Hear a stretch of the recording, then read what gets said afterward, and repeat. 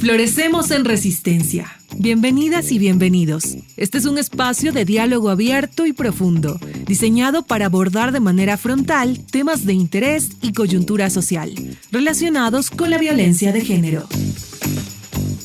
Florecemos en Resistencia. Bienvenidas y bienvenidos a este espacio pensado para dialogar de manera frontal, sensible y respetuosa sobre la violencia de género. Un tema que nos atraviesa a todas, todos y todes de manera individual, tanto como colectiva. Porque como anunció el movimiento feminista de los 60 y 70, lo personal es político.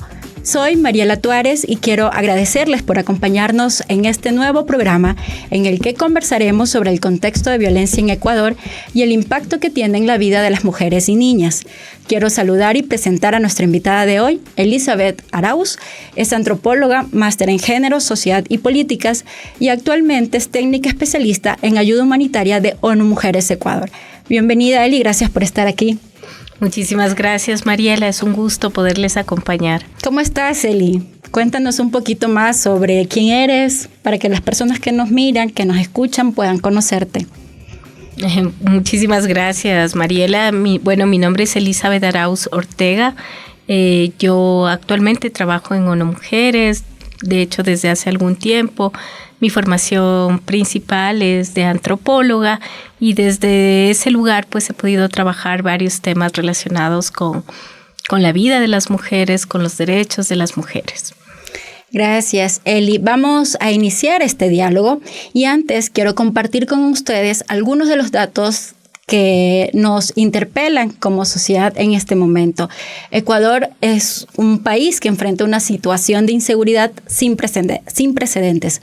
Factores como la pobreza, el desempleo, la desigualdad y la falta de instituciones sólidas han posibilitado que el narcotráfico y las actividades del crimen organizado se establezcan en el país. Desde enero de este año, el presidente Daniel Noboa declaró la existencia de un conflicto armado interno.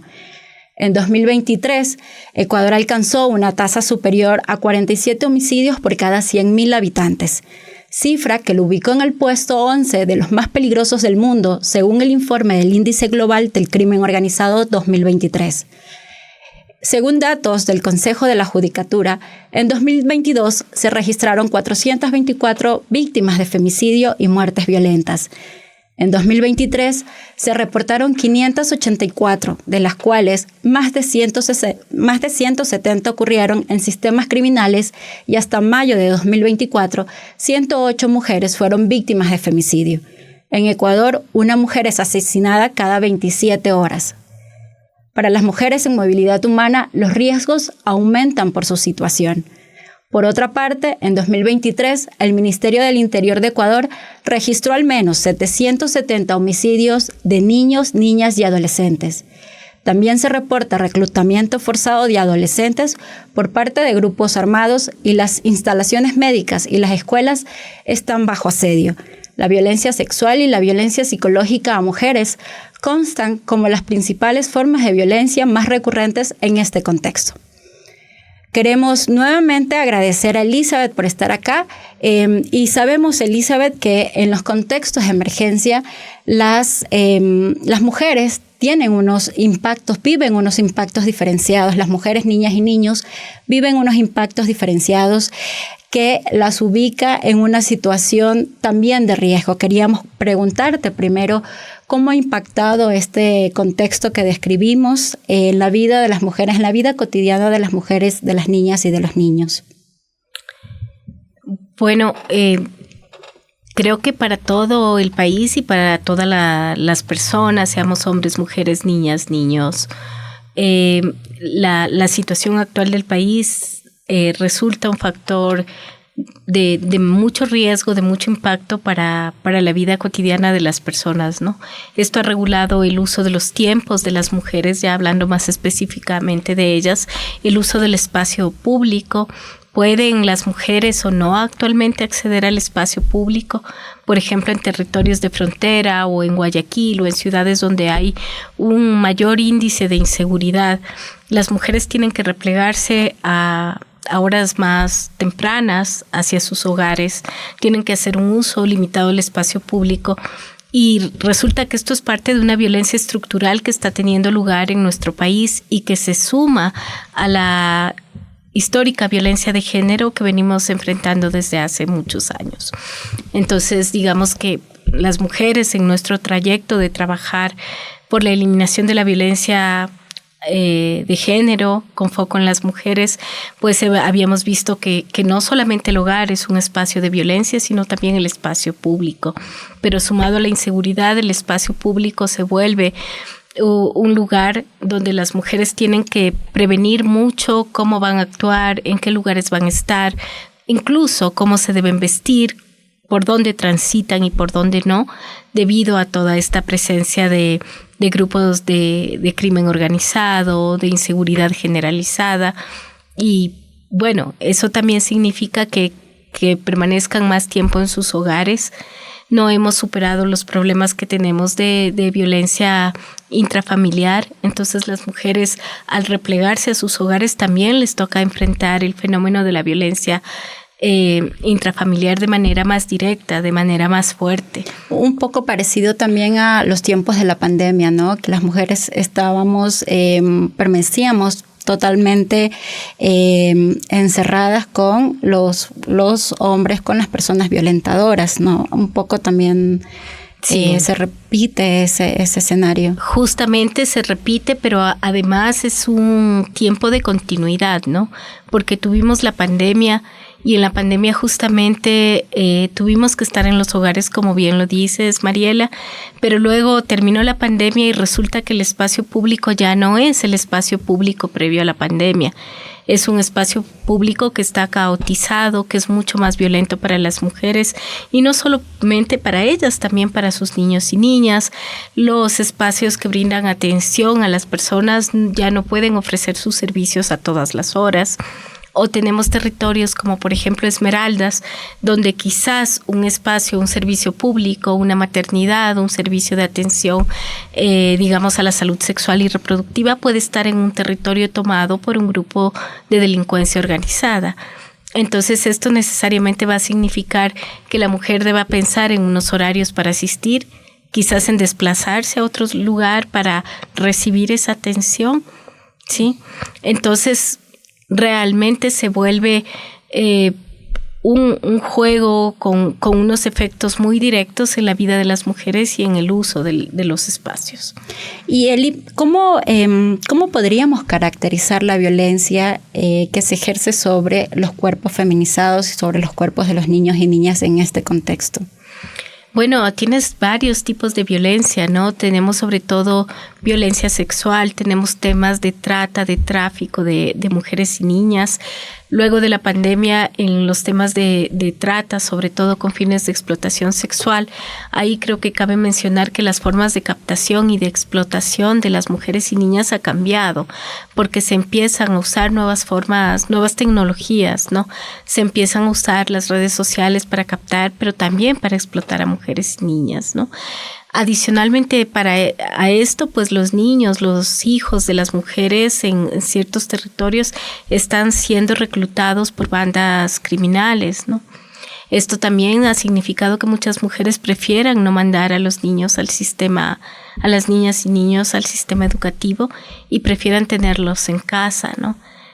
Entonces, también vemos una disminución y una imposibilidad de acceder a los servicios de atención de la misma manera, con la misma regularidad y accediendo de una forma, digamos, amplia en horarios y amplia en atención frente a lo que sucedía previamente, ¿no?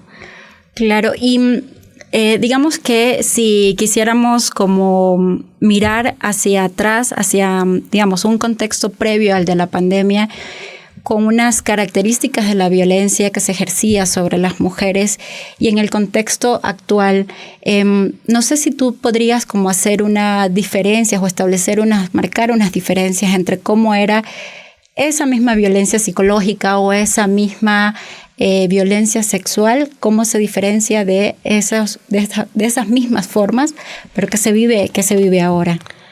Bueno, yo creo que la violencia en todas sus formas es terrible, es una afectación a la vida de las mujeres, detiene la posibilidad de su desarrollo en términos de igualdad, ¿no? Pero enfrentar actualmente la violencia estructural es un tema mucho más complejo, ¿no? Y es mucho más complejo porque no se puede resolver en el diálogo, no se puede resolver con sensibilización, sino que tienes que fortalecer el tejido social, tienes que preparar a las mujeres para trabajar en redes, tienes que tener mujeres de base comunitaria que tengan la capacidad de discutir estos temas y que puedan enfrentarlos de otra manera, ¿no? Estamos hablando de delitos que son delitos transnacionales, por ejemplo, la trata de mujeres con fines de explotación sexual, el reclutamiento forzado, el uso de armas generalizado, son temas que no tienen nada que ver con, digamos, con la toma de decisiones comunitarias, ¿sí? Sino que están dados en espacios más grandes, en espacios transnacionales, en diálogos que incluso rebasan las fronteras nacionales, ¿no? Entonces, digamos que la afectación a la vida de las mujeres es muy fuerte y esto se lo ve en la necesidad que encuentran ahora los diferentes organismos que están brindando atención y el Estado también en brindar atención psicosocial a las mujeres, ¿no? Las enfermedades, digamos, de salud mental se van en aumento. Las mujeres se sienten sumamente afectadas, ¿no? Por el miedo, por la inseguridad, por la incapacidad también de encontrar formas de resolver estos conflictos. Eli, conversábamos con las compañeras de la Fundación Aquanuna en 2 programas anteriores y un tema que nos mencionaban es la crueldad que se ejerce sobre los cuerpos de las mujeres. Ellas marcaban como esa, digamos, como una característica esa, ¿no? Decían, los cuerpos que reciben cierto disciplinamiento, los cuerpos de las mujeres, de los cuerpos feminizados en este contexto, son mucho más, las formas son mucho más crueles que antes de la pandemia. O sea, como que el contexto, digamos, de esta violencia y de esta inseguridad en la que estamos viviendo, ejerce unos tratos mucho más crueles con los cuerpos de las mujeres. No sé cuál es tu opinión, si tienes como alguna información, resultado de las investigaciones o del trabajo que ustedes realizan en territorio. No tenemos una respuesta específica a cómo la violencia ha ido mutando hacia nuevas formas de crueldad per se, pero sabemos que dentro de situaciones de conflicto interno, de guerras, de disputas, digamos, territoriales que hoy por hoy pueden tener diferentes rostros en nuestro país y en nuestra región, los cuerpos de las mujeres y los cuerpos feminizados terminan siendo trofeos de guerra, ¿no? No solamente conquistas el territorio, también conquistas a las mujeres parte de estos territorios, no solamente disciplinas a los hombres, disciplinas también a las mujeres, ¿no? Y si ya tenías previamente unas relaciones de poder y de desigualdad entre hombres y mujeres muy marcadas en unas situaciones críticas como las que tú mencionabas al inicio de la entrevista, donde dabas este panorama de lo que está pasando en el país, pues la situación de las mujeres va a ser una situación de mayor vulnerabilidad. Y como te decía hace un momento, vulnerabilidad no solamente a una violencia de género generada desde el cotidiano, desde sus pares, desde sus parejas, sino desde estructuras muy organizadas justamente para disciplinar y controlar territorios, personas, cuerpos y vidas, ¿no? Uh-huh. Eli, y en este contexto, ¿qué ocurre con las mujeres que están en movilidad humana? Bueno, la situación de las mujeres en movilidad humana siempre va a ser mucho más compleja, ¿no? Pensemos que toda la movilidad humana o gran parte de la movilidad humana que hemos estado teniendo en estos últimos años tiene que ver con población desplazada, principalmente de Venezuela, también algo de Colombia y de otros territorios, pero principalmente venezolana. Son mujeres que llegan al país en una situación de dificultades económicas, buscando un nuevo futuro, pero básicamente tienen que pasar por pasos migratorios irregulares. En los pasos migratorios irregulares se enfrentan ofertas de sexo transaccional, sexo por supervivencia. Al llegar a nuestros territorios o a nuestro país, las mujeres en movilidad humana no cuentan con medios de vida. No importa si tienen un título de tercer nivel, cuarto nivel, van a llegar acá a desempeñar tareas probablemente de cuidado de otras personas o con el apoyo de la estructura humanitaria que tiene el país, quizás a generar emprendimientos. Pero la situación de vulnerabilidad en la que están es muy alta, ¿no? Y digamos que nuestra información nacional no tiene desagregación por nacionalidad. Nosotras tenemos la encuesta de relaciones familiares y violencia de género, pero esta no está desagregada por nacionalidad. Entonces, a la fecha no podemos saber, por ejemplo, en la data general cuántas de estas mujeres están en movilidad humana. En el tema de ellas, yo creo que están en territorios complejos, ¿no? En territorios de frontera donde las tensiones sociales son altas. Están también aquellas mujeres en movilidad humana que tienen mayor vocación de permanencia. Están en ciudades grandes como Quito, Guayaquil, Cuenca, pero en aquellas periferias donde se les permite estar también, porque no olvidemos que hay mucha xenofobia, discriminación, ¿sí? Y también discriminación por razón de género, es decir, aquí en ellas podemos ver como esto que en teoría lo hablamos, ¿no? De las múltiples formas de desigualdad, ¿no? De la interseccionalidad. Yo creo que en los cuerpos de las mujeres en movilidad humana esto se evidencia. ¿Y qué medidas están tomando las organizaciones no gubernamentales para responder, mitigar los factores de riesgo que están afrontando las mujeres en este contexto? Bueno, yo te puedo contar un poco desde el trabajo que hacemos desde ONU Mujeres. Nosotras llevamos varios años trabajando en los territorios de frontera norte, sur.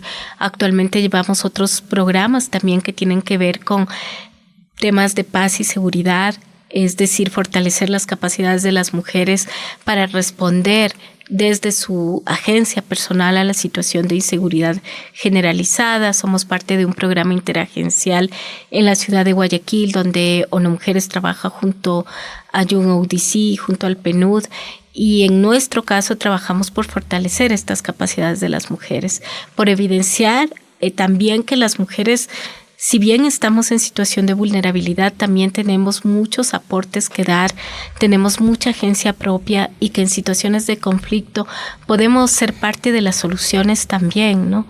Y que es importante nuestra participación desde las primeras consultas, ya sea en una situación de emergencia como en una situación, digamos, de inseguridad, consultar a las mujeres sobre sus necesidades y sobre las posibles medidas de solución es fundamental.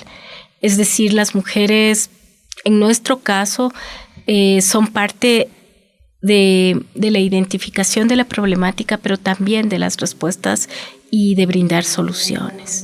¿Y en qué territorios están ustedes ahora abordando estos temas con las mujeres? En temas de movilidad humana, pues trabajamos en la frontera norte del país. Estamos actualmente trabajando en Carchi, en Imbabura, en Sucumbíos. Previamente hemos trabajado también en Esmeraldas, Quito, Guayaquil. Y con estas acciones más de paz y seguridad, la Oficina de ONU Mujeres Ecuador trabaja en Guayaquil principalmente. Uh-huh. Eli, ¿Cómo pensar o cómo trabajar una reconstrucción del tejido social en el que participen también mujeres, niñas, niños, con una sociedad que también está altamente discriminada y está altamente viviendo en los márgenes, uh-huh, digamos, en los márgenes sociales, hablando en términos materialmente también, ¿no? O sea, cómo mientras se intenta desde las organizaciones de la sociedad civil y de las agencias, en este caso de Naciones Unidas, cómo se abordan esas carencias materiales que son, por supuesto, que también determinantes en la construcción, en la reconstrucción del tejido social. Bueno, yo creo que toda la estructura humanitaria, toda la cooperación en general está muy enfocada en tener una respuesta frente a la crisis, ¿no? Y en ese sentido se entregan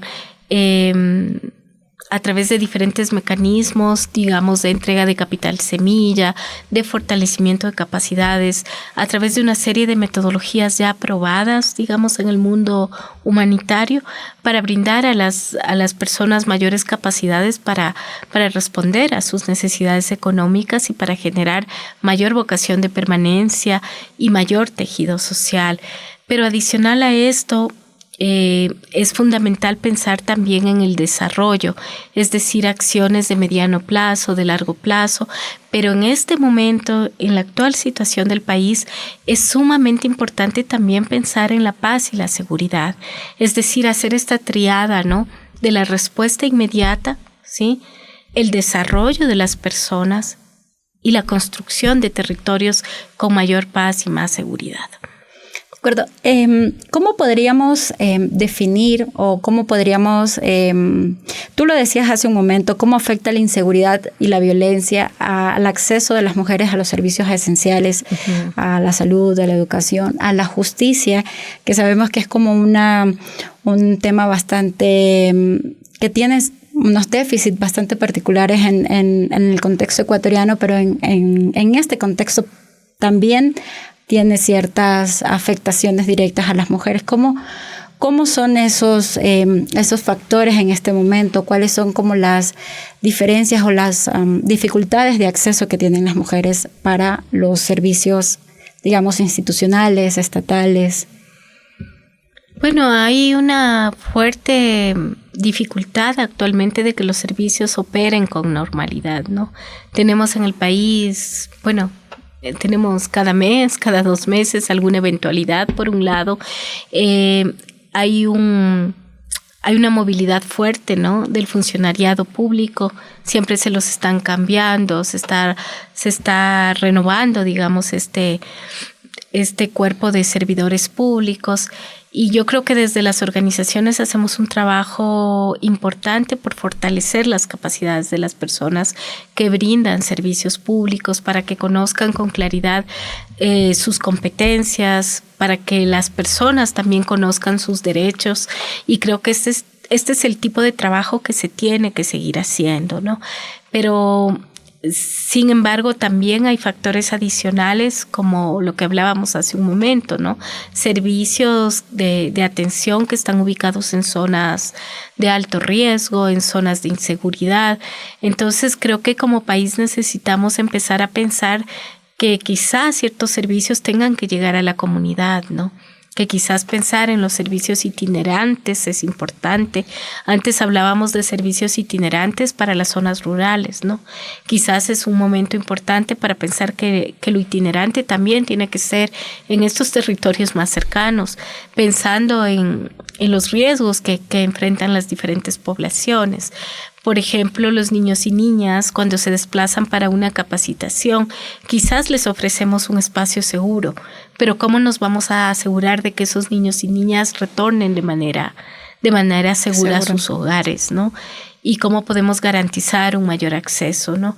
Entonces, yo creo que ese, por ejemplo, es un tema a discutir, pero adicionalmente seguir fortaleciendo el trabajo que hacen los servidores públicos, y tener la claridad, digamos, de que hay que hacerlo permanentemente, que no es un tema que se lo hace en un inicio y que luego se lo descuida, porque por la alta rotación es necesario tener unos procesos de continuidad, ¿no? Elizabeth, hablabas hace un momento de la importancia también de trabajar en el contexto a futuro, a mediano plazo de desarrollo, en un contexto de desarrollo. Y mientras tú nos mencionabas esto, yo me preguntaba si con toda la emergencia que se está viviendo actualmente y toda la demanda por cubrir servicios y necesidades y los vacíos que hay de protección, ¿es posible hacerlo en todo este contexto? Yo me iría por otro lado frente a tu pregunta, Mariela. Yo creo que posible siempre va a ser en la medida que asumamos que es necesario. Yo creo que si esto lo ponemos en los primeros puntos de las agendas de trabajo de las organizaciones, del Estado y de cada persona, porque yo siempre insisto que cada persona puede desde su propia cuadradito, desde su propio accionar, también generar cambios. Yo creo que si lo vemos como necesario, vamos a encontrar las maneras. Queremos preguntarte más bien algo de corte más personal. Queríamos preguntarte qué significa para ti ser mujer en este país hoy. ¿Qué significa para mí ser mujer?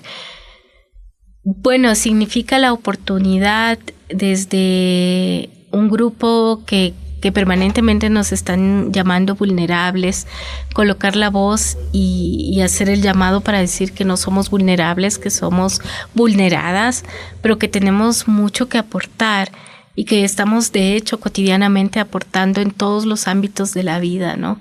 Y que es esa necesidad de decir que acá estamos las mujeres que somos más del 50%, un poquito más del 50% de la población, y que entonces necesitamos estar en todos los espacios, en todas las consultas, en todas las respuestas y en todos los espacios.